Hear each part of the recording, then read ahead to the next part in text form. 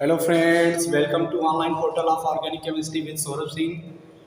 Today we are study about most important topic in GOC lecture number 6. GOC lecture number 6 में मैं आज आपको बताऊंगा मोस्ट इम्पॉर्टेंट टॉपिक जिसका नाम होता है इंडक्टिव इफेक्ट या जिसको कहते हैं लोग प्रेरणिक प्रभाव कहते हैं।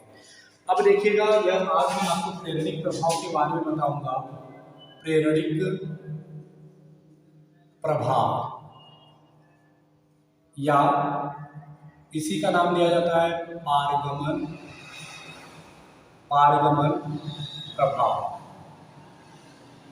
और इंग्लिश में इसको बोला जाता है इंडक्टिव इफेक्ट।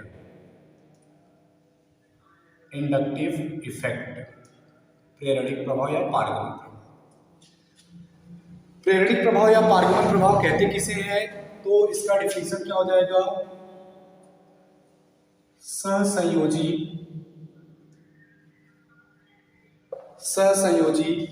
बंध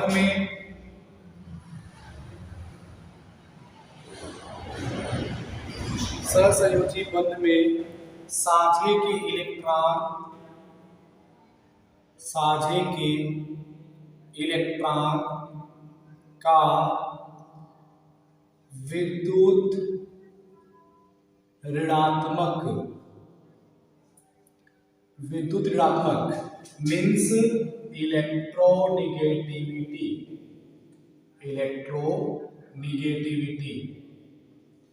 विद्युत ऋणात्मक परमाणु की तरफ आंशिक रूप से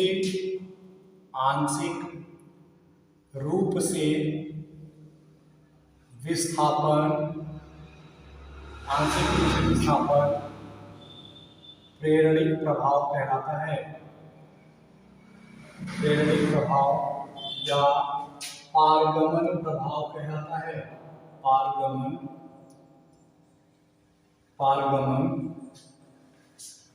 प्रभाव कहलाता है।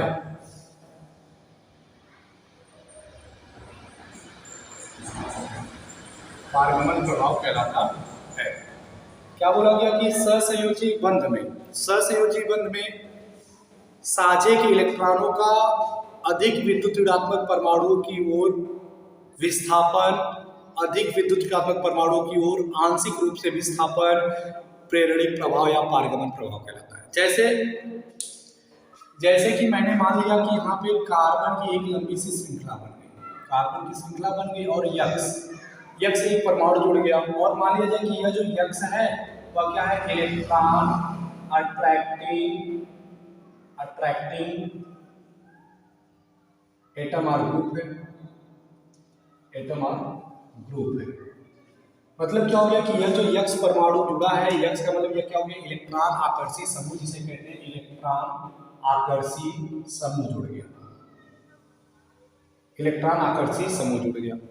तो अब बताओ यह जो आपका यक्स है, अगर ये इलेक्ट्रॉन आकर्षी समूह है तो यह जो यक्स रहेगा वह इलेक्ट्रॉन को क्या करेगा? अपनी तरफ अट्रैक्ट करेगा।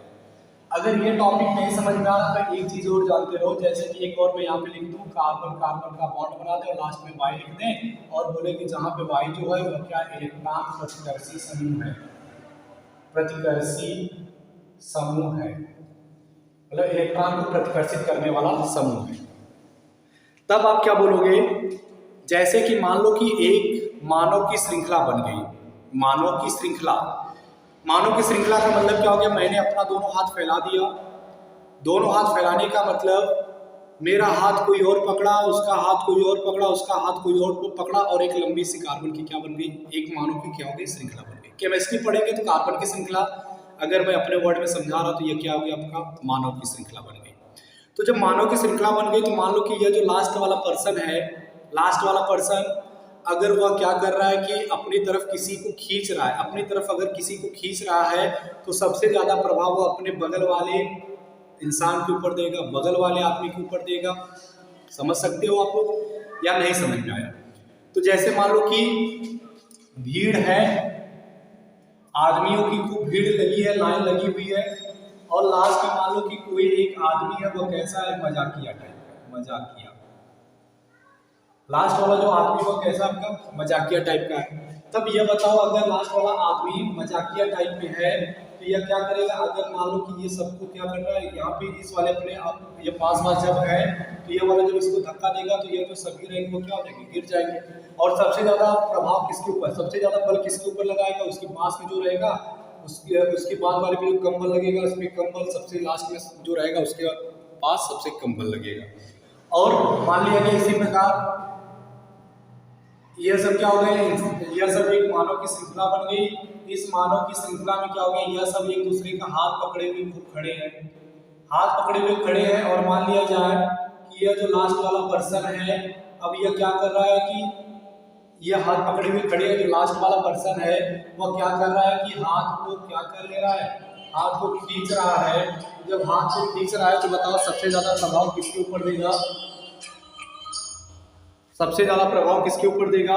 तो आप बोलोगे कि अगर खींचेगा तो सबसे ज्यादा प्रभाव उसके पास वाला जो पर्सन रहेगा उसके ऊपर सबसे ज्यादा बल लगाएगा। तो बताओ अगर खींचेगा तो या अगर खींच रहा है तो सबसे ज्यादा बल किसके ऊपर, यह वाले कार्बन ऊपर लगेगा। तो जब यह वाला कार्बन, यानी कि अगर हम लोग अपनी भाषा में समझ रहे हैं तो ये क्या है, मानव की श्रृंखला, या नहीं समझ में आ रहा है, एक तरीका, एक और तरीका इसका हो सकता है। जैसे कि मान लिया गया कि एक खूब लंबी सी लाइन लगी हुई है, लंबी सी लाइन लगी हुई है, एक दूसरे का सब लोग क्या कर रहे हैं, हाथ पकड़ के खड़े हुए हैं। तो अब क्या करेगा कि जो लास्ट वाला पर्सन है वो क्या कर रहा है कि खींच रहा है, अपने अपने हाथ के द्वारा सबको खींच रहा है। तो क्या करेगा कि सब जो खींचेगा तो उसका जो हाथ सामने वाला पकड़े रहेगा उसके ऊपर सबसे ज्यादा बल लगाएगा। यानी कि कह सकते हैं कि यह जो आपका यक्ष परमाणु है वह क्या इलेक्ट्रॉन आकर्षित समूह है। तो अगर इलेक्ट्रॉन आकर्षित समूह है तो अगर यह यक्ष इलेक्ट्रॉन को आकर्षित करता है तो सबसे ज्यादा, अगर इलेक्ट्रॉन आकर्षित करता है आंशिक रूप से तो इसके ऊपर डेल्टा माइनस लग जाता है, और इसके ऊपर उससे कम लग जाता है क्या, डेल्टा प्लस लग जाता है। मतलब यह अगर यह इलेक्ट्रॉन को आकर्षित करता है तो इस टाइप में लगेगा प्रेरिक प्रभाव। और बोला जाता है कि प्रेरिक प्रभाव इज रिप्रेजेंटेड बाय। अब इसके बाद सबसे ज्यादा प्रभाव इसके ऊपर पड़ गया। अब ये जो दूसरा वाला कार्बन होगा इसके ऊपर कम प्रभाव पड़ेगा, यानी कि बोलेंगे डबल डेल प्लस। और ये वाला जो रहेगा इसके ऊपर उससे भी कम प्रभाव पड़ेगा, ट्रिपल डेल प्लस। लास्ट वाला जो कार्बन रहेगा उसके ऊपर सबसे कम प्रभाव पड़ेगा। और मान लो कि ये क्या हो गया, 4 टाइम प्लस हो गया, 4 टाइम डेल प्लस हो गया। तो अब क्या बोलेंगे आप लोग, यह तो समझ में आ गया। अब यहाँ पे मैंने एक और कार्बन परमाणु की श्रृंखला ले लिया और बोला कि यह जो वाई है वह क्या इलेक्ट्रॉन प्रतिकर्षी समूह है, तो इलेक्ट्रॉन को क्या करेगा, धक्का देगा। अगर वाई इलेक्ट्रॉन को धक्का देगा तो अगर इलेक्ट्रॉन जो देता है वो कैसा होता है, प्लस होता है, और इलेक्ट्रॉन को देता है वो कैसा हो जाता है, माइनस। तो अब बताओ इसके ऊपर उससे कम माइनस, लास्ट वाले इसके ऊपर सबसे कम माइनस, और लास्ट वाले में सबसे कम, मतलब 4 टाइम डेल माइनस हो जाएगा। अब करना क्या है,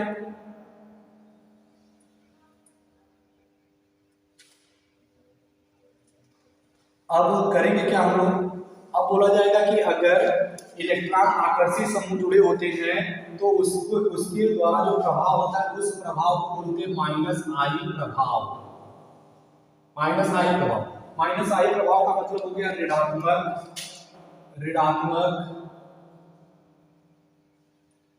प्रेरणिक, ऋणात्मक प्रेरणिक प्रभाव, ऋणात्मक प्रेरणिक प्रभाव। और अगर यह वाई इलेक्ट्रॉन प्रतिकर्षी समूह जुड़ा होता है, अगर कार्बन परमाणु में कोई एक इलेक्ट्रॉन प्रतिकर्षी समूह जुड़ जाता है तो उसको बोला जाता है कि यह कैसा समूह होता है, इसको इलेक्ट्रॉन प्रतिकर्षी समूह हो गया तो इसको कहेंगे हम लोग plus I effect. Plus I effect, plus I effect का मतलब इसको बोलेंगे धनात्मक प्रेरणिक प्रभाव, धनात्मक प्रेरणिक प्रभाव। तो आप कह सकते हो कि यह जो आपका प्रेरणिक प्रभाव होता है वह 2 प्रकार का होता है, एक होता है धनात्मक प्रेरणिक प्रभाव और एक होता है आपका ऋणात्मक प्रेरणिक प्रभाव। तो धनात्मक प्रेरणिक प्रभाव और ऋणात्मक प्रेरणिक प्रभाव मतलब x और y की जगह पे कौन सी वैल्यू रखी जाएगी और कौन सा धनात्मक रूप शो करेगा और कौन सा ऋणात्मक शो करेगा, इसको मैं भी बता देता हूँ। तो इतना पहले आप लोग नोट करने से फिर मैं आगे चलूँ, कर लीजिए इसको सभी लोग।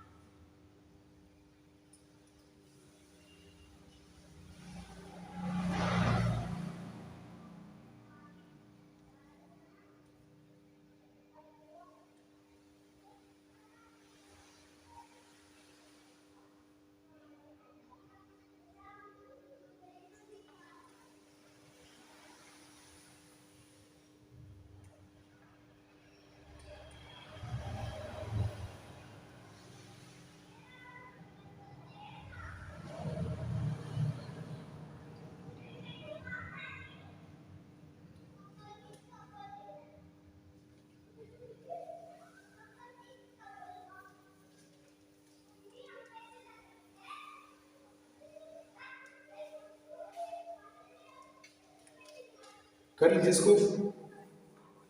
अब इसके बाद मैं आपको बता देता हूं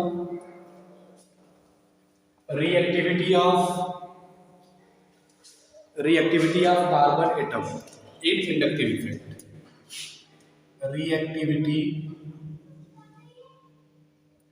ऑफ कार्बन एटम।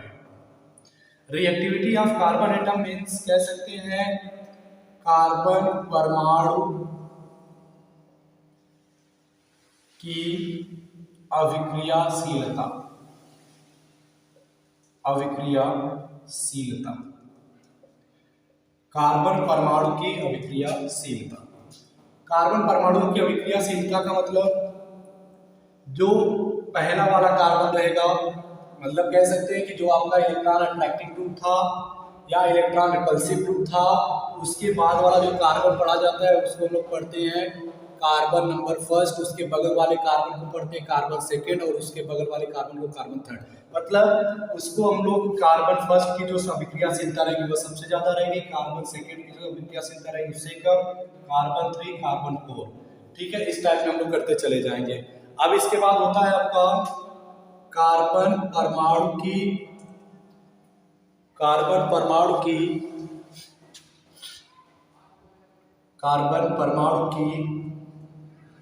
विद्युत ऋणात्मकता। कार्बन परमाणु की विद्युत ऋणात्मकता, electronegativity of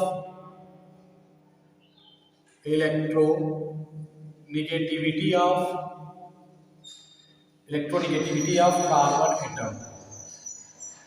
electronegativity of carbon atom same condition इसके लिए होगा कि कार्बन जो फर्स्ट रहेगा उसकी इलेक्ट्रोनिगेटिविटी ज्यादा, कार्बन सेकेंड की कम, कार्बन थर्ड की उससे कम, कार्बन 4 की सबसे कम। और एक चीज हमेशा यह ध्यान दीजिएगा, नोट करके लिख लीजिएगा, इसको नोट करके लिखिएगा। बोलेंगे कि हाइड्रोजन परमाणु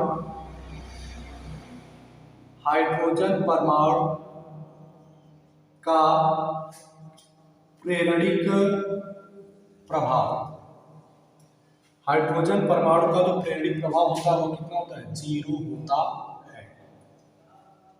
हाइड्रोजन परमाणु का जो प्रेरणिक प्रभाव होता है वो कितना होता है? 0 होता है। मतलब हाइड्रोजन परमाणु जो है उसका इंडक्टिव इफेक्ट यानी कि आई प्रभाव लगभग 0 होता है या 0 माना जाता है, 0 होता है। अब एक चीज और लिख लीजिएगा नोट नंबर सेकेंड में।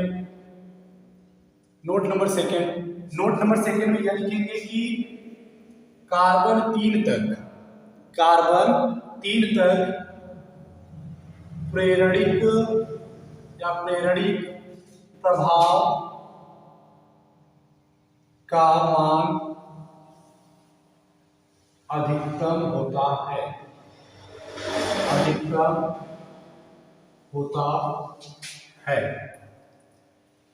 कार्बन 4 से या कार्बन 4 के बाद जो C3 हो गया, C3 पर प्रेरणिक प्रभाव का मान अधिकतम होता है। C3 के बाद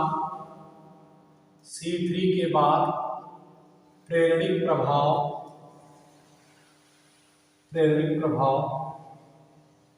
का मान घटता जाता है या घटता रहता है। कर लीजिए इतना, फिर चलते हैं आगे।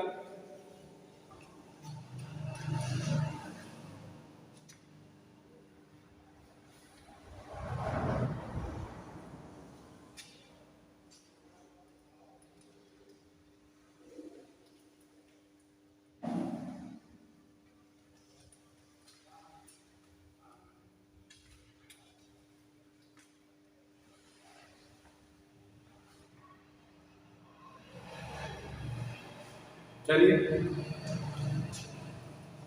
अब इसके बाद बता देते हैं टाइप्स ऑफ इंडक्टिव इफेक्ट, प्रेरणिक प्रभाव के प्रकार।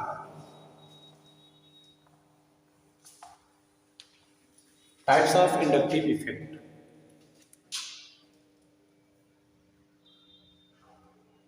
Types of I effect. I effect means inductive effect, प्रेरणिक प्रभाव। इसका मतलब हो गया प्रेरणिक प्रभाव के प्रकार।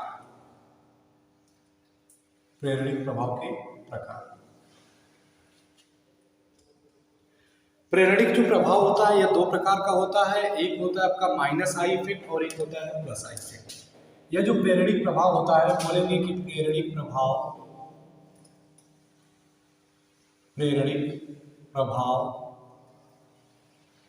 दो प्रकार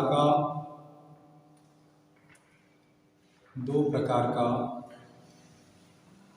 होता है। नंबर एक ऋणात्मक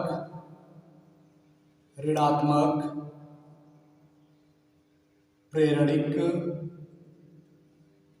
प्रभाव, जिसे कहते हैं निगेटिव इंडक्टिव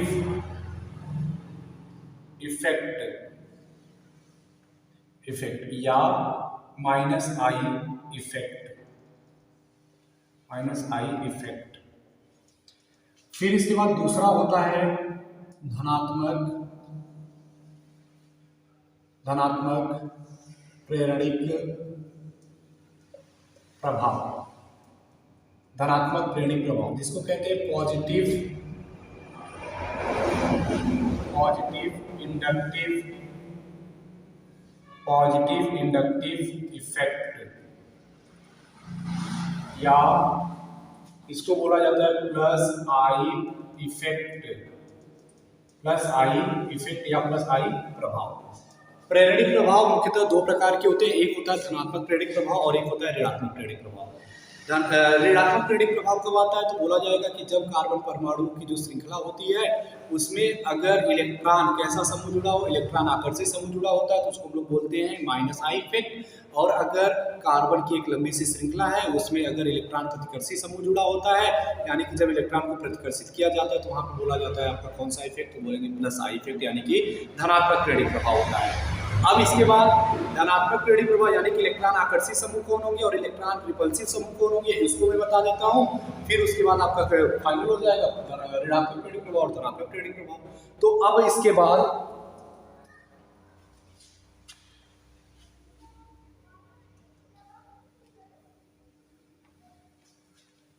बाद जैसे मैंने लिख दिया था कार्बन परमाणु की ऐसी श्रृंखला बन गई थी और लास्ट में लिख दिया गया था इलेक्ट्रॉन आकर्षित समूह।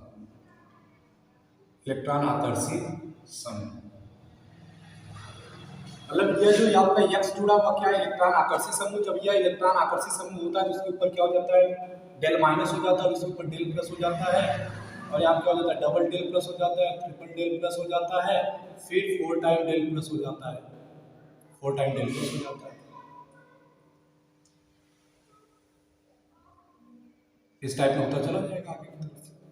जितना ज्यादा कार्बन की श्रृंखला 3 के बाद आएगी उसका इंडक्टिव इफेक्ट यानी कि उसका जो प्रेरणिक प्रभाव होता है उसका मान हमेशा कितना होता है, 0 होता है।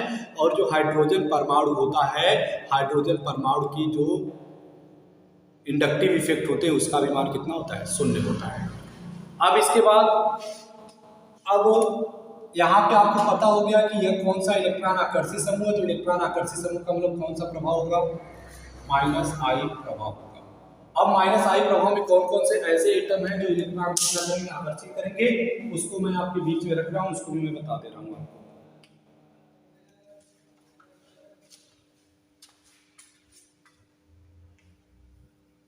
लिख लेते हैं, यक्स का जो मान होगा वो कितना होगा, NF3 होगा, NR3 होगा। अभी सबका नाम भी बता देते हैं, कैसे इसको याद करने का तरीका क्या होता है, इसका बहुत बेस्ट तरीका आपको मैं बता देता हूं।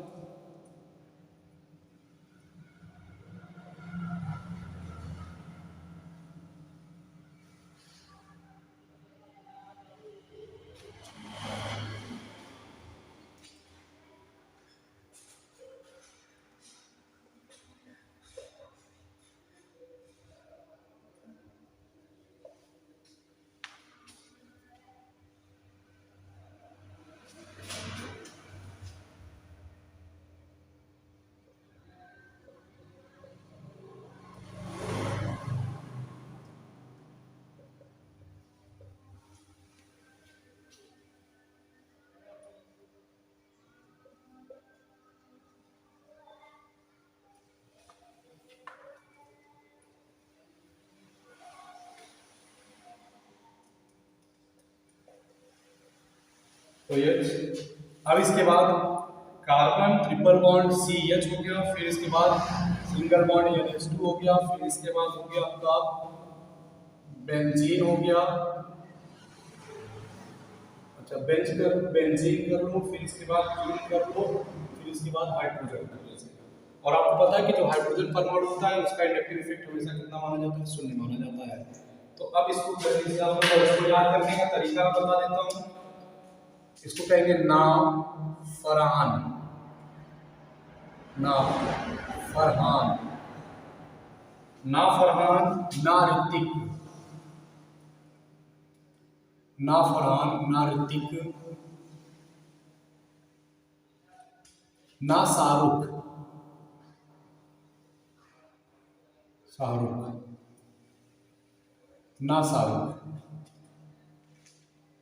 ना हितेश या ना हिमेश, ना हिमेश, ना ओमपुरी, ना ओमपुरी, ना ओमपुरी, सलमान, सलमान, साइना, सलमान, साइना, अली की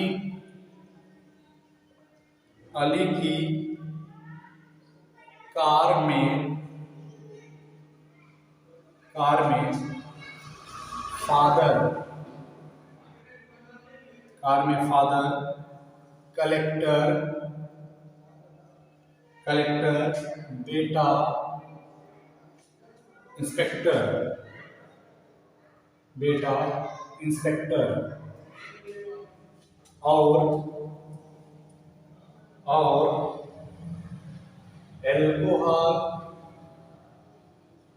एल्कोहल,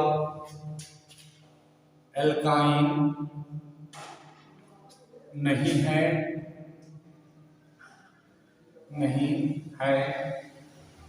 बेंज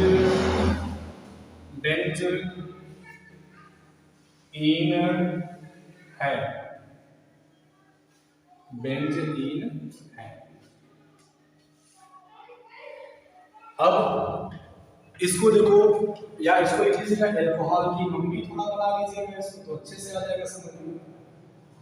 देखो अब ये जो यक्स है कौन कौन सा परमाणु इलेक्ट्रॉन आकर्षित समूह होता है उसको मैं बताने के लिए आपके बीच में एक ट्रिक लेके आया, और ट्रिक के माध्यम से मैं आपको समझाने का प्रयास करूंगा।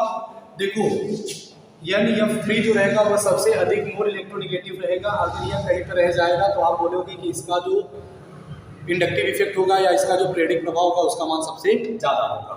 और अगर हाइड्रोजन रहेगा उसका प्रेरिक प्रभाव क्या होगा? सबसे कम होगा। और आपको पता है कि यहाँ पे ज्यादा, कम कम कम, लास्ट में सबसे कम। यानी कि बोलेंगे कि यह कौन सा प्रभाव? बोलेंगे प्रेरणिक प्रभाव का कौन सा क्रम? घटता क्रम, प्रेरणिक प्रभाव का घटता क्रम। तो अब इसको याद कैसे करेंगे? NF3 मतलब ना फरहान, ना ऋतिक, ना शाहरुख, ना हिमेश। NF3 ना फरहान, NR3 ना ऋतिक, ना शाहरुख, ना हिमेश, NO2 ना ओमपुरी, याद है ना ओमपुरी के बारे में। सलमान, साइना, अली की मम्मी, कार में फादर कलेक्टर बेटा इंस्पेक्टर, और एल्कोहल की मम्मी एल्काइन,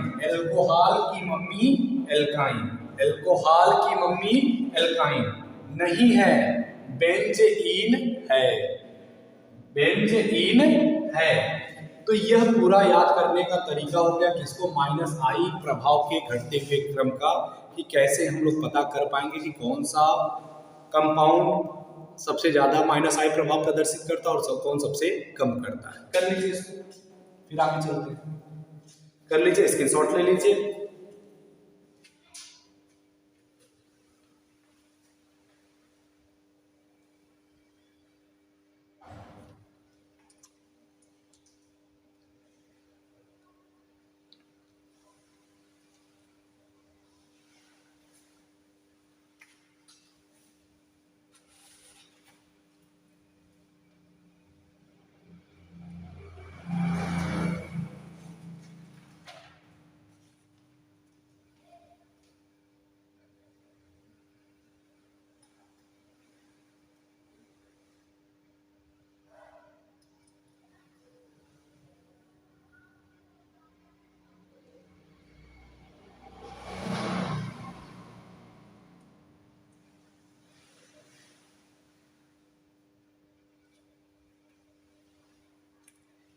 कर लिया।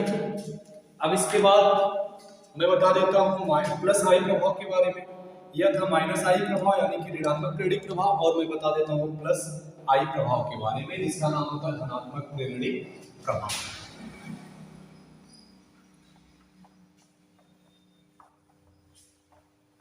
धनात्मक प्रेरणिक प्रभाव के बारे में बता देते हैं। धनात्मक प्रेरणिक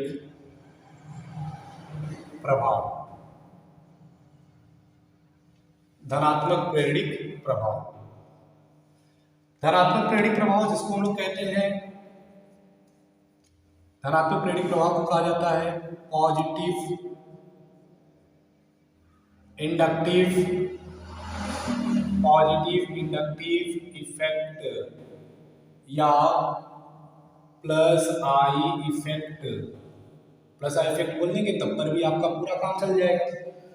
अब मैंने क्या बोला था कि एक कार्बन परमाणु का चयन है और इसमें कोई एक Y जुड़ा है, और Y कैसा समूह है, तो बोलेंगे electron Y equal two electron repulsive group या इलेक्ट्रॉन प्रतिकर्षी समूह होता है। अब हमने बताया था कि अगर इलेक्ट्रॉन को प्रतिकर्षित करेगा, और जब इलेक्ट्रॉन को प्रतिकर्षित करेगा यानी कि Y अगर इलेक्ट्रॉन को धक्का देगा तो Y के ऊपर कैसा चार्ज, प्लस चार्ज, और कार्बन के ऊपर माइनस चार्ज। तो इसके ऊपर आंशिक रूप से माइनस चार्ज और इसके ऊपर उससे भी कम माइनस चार्ज, यानी कि ट्रिपल डेल माइनस हो जाएगा, और इसके ऊपर सबसे कम माइनस चार्ज हो जाता है यानी कि 4 टाइम डेल हो जाता है, और यहाँ पे क्या हो जाता है, माइनस हो जाता है। इलेक्ट्रॉन प्रतिकर्षी समूह हो गया। अब इलेक्ट्रॉन प्रतिकर्षी समूह मतलब कौन ऐसा समूह है कि जो सबसे ज्यादा प्लस आई इफेक्ट शो करेगा। आप बोलोगे कि यह जो आपका वाई है, वाई की जगह पे अगर ऐसा कोई कंपाउंड रहता है, यानी कि बोलेंगे कि जैसे CH3 का होल थ्राइस CH, ऐसा कोई एटम्स रहता है, या ऐसा कोई जैसे आपका टर्शियरी कार्बन परमाणु रहता है या तृतीय कार्बन परमाणु रहता है, तो उसको उसके पास इलेक्ट्रॉन प्रतिकर्षी समूह करने की क्षमता ज्यादा होगी, मतलब उसके पास इलेक्ट्रॉन प्रतिकर्षित करने की क्षमता सबसे ज्यादा।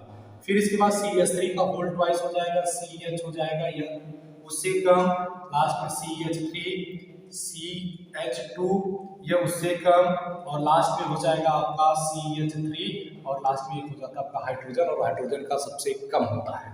तो आप बोलोगे कि यह जो आपका थर्ड डिग्री कार्बन एटम है, थर्ड डिग्री कार्बन एटम, यह सबसे ज्यादा इलेक्ट्रॉन प्रतिकर्षी समूह होते हैं। यह होता है सेकेंड डिग्री कार्बन परमाणु, यह वाला उससे कम होता है। फर्स्ट डिग्री वाला फर्स्ट डिग्री कार्बन एटम उससे भी कम होता है।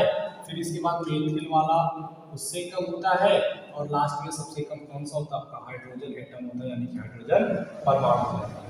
अगर इसको लिखा जाए तो यह कौन सा ऑर्डर है, तो आप बोलेंगे कि यह माइनस, यह प्लस आई इफेक्ट का कौन सा क्रम हो गया, घटता हुआ क्रम। तो लिखेंगे प्लस आई प्रभाव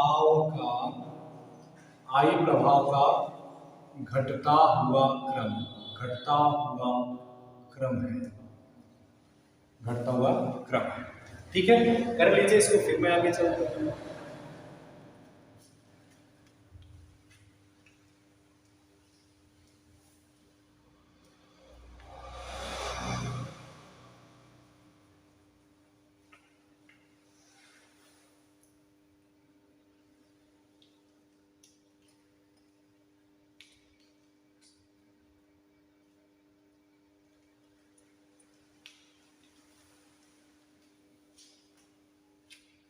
कर लीजिए इसको। अब कुछ मैं आपको गोल्डन पॉइंट बता देता हूँ। गोल्डन पॉइंट, इंडक्टिव इफेक्ट से रिलेटेड कुछ गोल्डन पॉइंट आपको बता दें। गोल्डन पॉइंट, गोल्डन पॉइंट,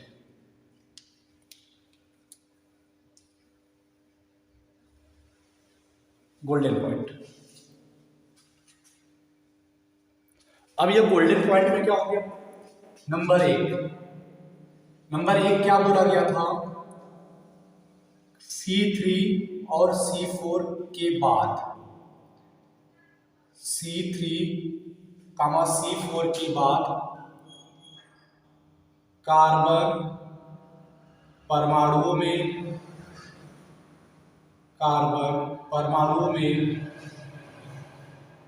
प्रेरणिक प्रभाव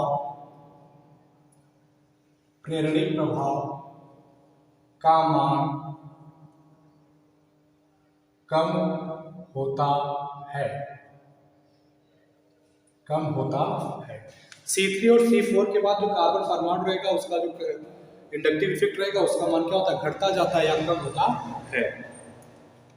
या कह सकते हैं कम होता है, यानी कि क्या कह सकते हैं, जीरो माना जाता है। इतना भी कह लोगे तब पर भी सही हो जाएगा, जीरो माना जाता है।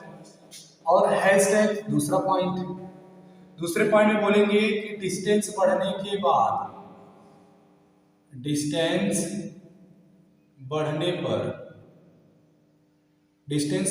पर प्रेरणिक प्रभाव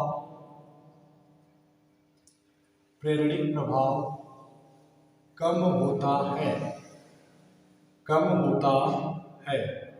डिस्टेंस जैसे जैसे बढ़ेगा वैसे वैसे प्रेरणिक प्रभाव का मान क्या होता जाएगा, कम होता जाएगा। या कह सकते हैं मैग्नीट्यूड ऑफ आई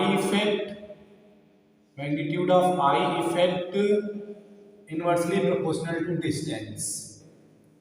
जैसे जैसे डिस्टेंस का मान बढ़ेगा, दूरी का मान बढ़ेगा, वैसे वैसे आई इफेक्ट का मान क्या हो जाएगा, कम हो जाएगा। जैसे जैसे दूरी का मान बढ़ेगा वैसे वैसे प्लस आई इफेक्ट, या जैसे जैसे दूरी का मान बढ़ेगा वैसे वैसे प्रेरणिक प्रभाव का मान क्या होता जाएगा, कम होता जाएगा। अब इसके बाद तीसरा गोल्डन पॉइंट क्या है। तीसरे गोल्डन पॉइंट में कह सकते हैं कि हाइड्रोजन परमाणु के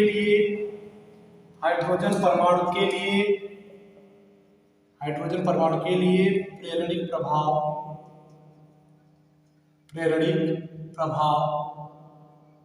शून्य होता है।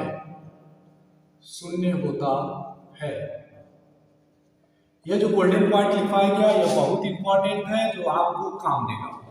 इसको कर लीजिए।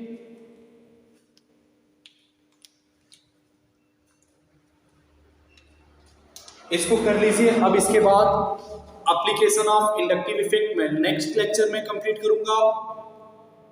तब तक के लिए नमस्कार।